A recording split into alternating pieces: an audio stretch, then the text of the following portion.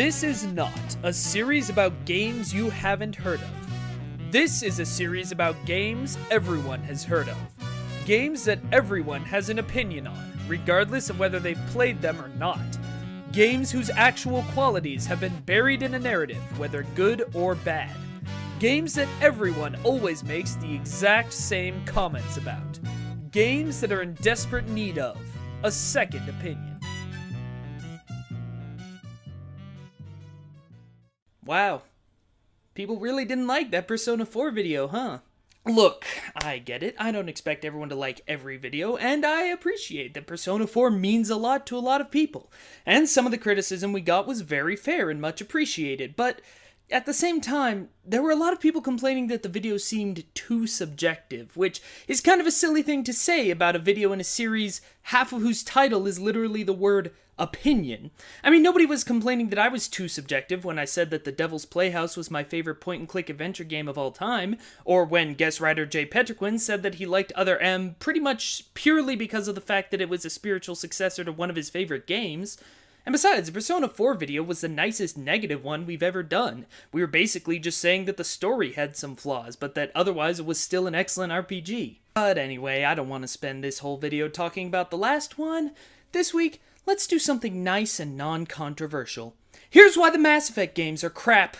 So, Mass Effect Andromeda came out a few months ago, and, well, it's fine. It's a pretty standard third-person shooter, duct-taped to a pretty standard RPG, with a handful of incredibly frustrating mechanics, and your enjoyment of the product as a whole is going to depend largely on how invested you are in the characters and the world building. In other words, it's a Mass Effect game. In the years since the original trilogy's release, its fanbase has become absolutely cultish, repeatedly insisting that the second game in particular is among the best games ever made. One of the defining video game franchises of the 7th generation. I mean, it got put in an art exhibit in the Smithsonian, for goodness sakes. And while the Mass Effect games are pretty good, they're certainly not that good. They're deeply flawed products that have been hyped halfway to oblivion, and it's time to set the record straight and give these games a second opinion. Here's my biggest problem with all 4 of the Mass Effect games. They can never just commit to any one thing. Their stories are good enough that if they just stuck to being competent action RPGs, it would have been engrossing enough on their own. Instead, they always have to add stuff, and it's usually bad stuff. The first game infamously had the Mako, the stupid tank thing that was even harder to control than the garbage vehicles in Half-Life 2, and for whom the turret's crosshair was more of a vague suggestion than a way to actually aim. Oh, and a lot of the time while you were driving around it on the planet, getting stuck in crevices, and shooting in the general direction of enemies, you'd be interrupted by a Thresher Maw randomly spawning underneath you and either insta-killing your whole party or fusing into a hideous Thresher-Mako hybrid, forcing you to reload a save game, lest you gaze upon the Lovecraftian madness for too long. And yet, at least driving around on planets in the Mako gave you kind of a sense of scale. At least it helped the universe feel bigger than your small team of heroes and the 4 races you keep running into by giving you the chance to drive on some, admittedly kind of empty and boring planets. In my opinion, Mass Effect 2's replacement was way worse, as drilling for minerals has all of the fun and excitement of drilling for minerals. I still can't get over that. Which BioWare employee read all the criticism of the Mako being hard to control and decided the obvious way to address that criticism was to replace it with spreadsheets? It's like playing an RTS without the combat, or the base building, or even the micromanagement of the villagers collecting resources. Couldn't you have just programmed the car better? Say what you will about Mass Effect 3, and don't worry, we'll get to that, but in some ways, I think it might actually be my favorite of the original trilogy, since it got rid of most of the extra stuff, bypassing hacking, etc., and simplified the mineral stuff to the point of being basically nothing, which does beg the question of why they bothered to leave it in at all, but yeah. And then of course we had Andromeda, where the development team apparently ran out of ideas, panicked, and threw everything, vehicle sections and old terrible planet scanning, back into the game. Because why not? Now, I know I'm going to get accused of nitpicking for bringing these things up. After all, they're just side elements to the core gameplay.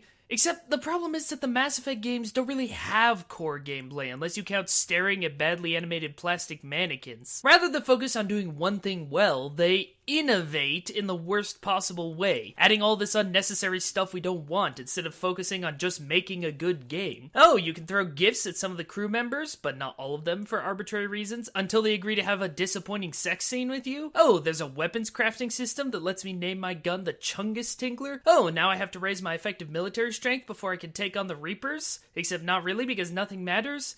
Great. Just what I wanted from an RPG shooter. This lack of focus extends to the story as well. Now, look, there's a lot that the Mass Effect games do right, story-wise. I have several close friends who loved the original trilogy of games and found them very personally affecting. And who am I to take that away from anyone? I mean, a couple weeks ago, I talked about the time a game about a dog and a bunny who fight crime made me cry, so, you know, fiction affects everyone in different ways. Besides, the Mass Effect games were instrumental in pushing the idea that players' choices could and should affect even a linear story, which I think is incredibly important, and which inspired several other excellent games to do the same thing. And yet, for a series of games about saving literally all life as we know it, the story really has a hard time making the stakes feel very high. And to be honest, part of that's because of all of that side stuff. The fate of the galaxy is at stake, except we have time to fall asleep in front of the slow-ass mineral scanner. We're exploring new worlds, and then running a bunch of pointless errands for the inhabitants of said worlds. And most infamously,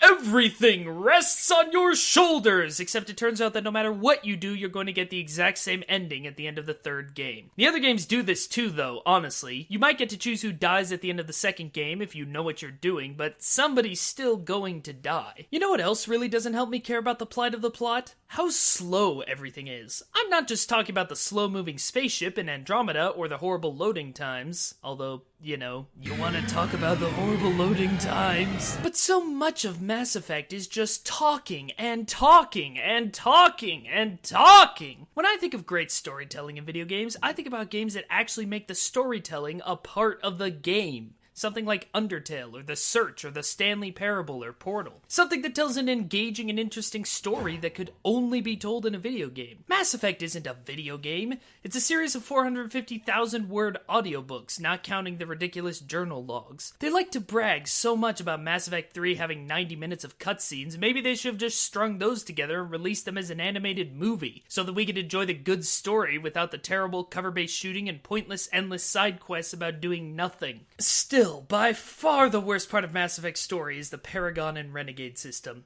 Most moral choice systems were bad, which is why they seem to have gone the way of the Kinect in recent years. As has, you know, the Kinect. Even at their best, they're shallow substitutes for actual morality that often feel very forced. But the Paragon Renegade system is a special case, in part because Mass Effect as a series relies so much on its story. The problem is that all the good endgame gear requires you to have either gone full Paragon or full Renegade, which means that those choices the game otherwise handles so well aren't about what you actually believe or what you want to do. They're about what toys you want to fight the final boss with. You're either going to be Mother Teresa or Benito Mussolini. And that means you can't care as much about the main character, and by extension the plot, as you would if you could actually make those decisions by your own, you know, decision.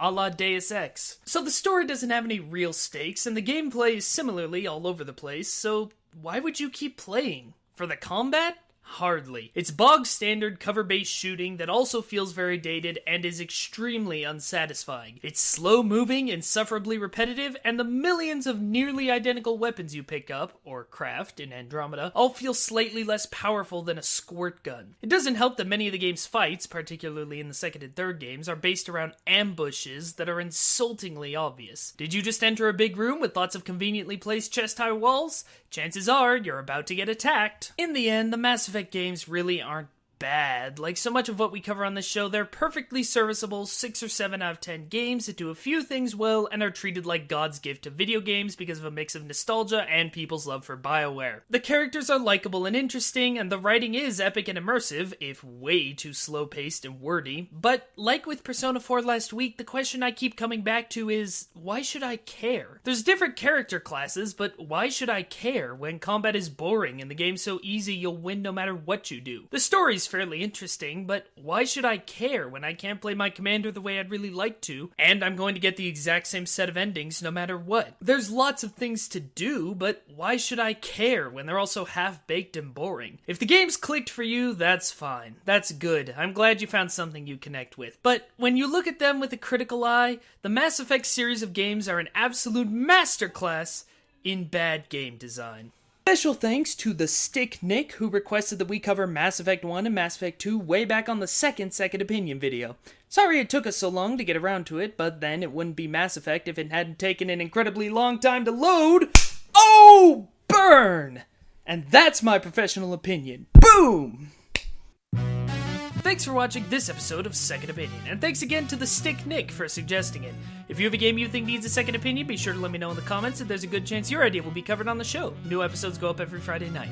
If you want to see more work from me and the rest of the talented Hey Poor Player team, be sure to subscribe, follow us on Twitter, or check out HeyPoorPlayer.com, where I do a lot of reviews. If you know someone you think would like the show, please tweet about it, or share it on Facebook, or just spread the word. Every extra review proves the show is viable and ensures that I can make more episodes. Until then, stay professional, stay opinionated.